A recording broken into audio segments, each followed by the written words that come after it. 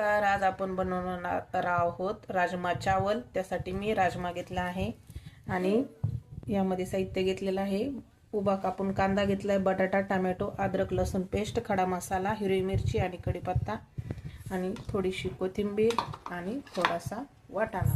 तेल गरम झालेलं आहे, यामध्ये घालूया मोहरी, यामध्ये घालूया जिरं, खडा मसाला, अद्रक लसूण पेस्ट, हिरवी मिरची घातली आहे, त्यामध्ये घालूया कढीपत्ता।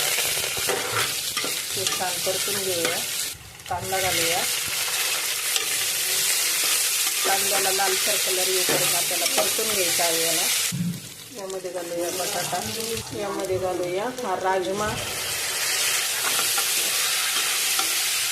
यामध्ये घालूया टोमॅटो, गरम मसाला घालूया, 1 चमचा धना पावडर, थोडीशी हळद,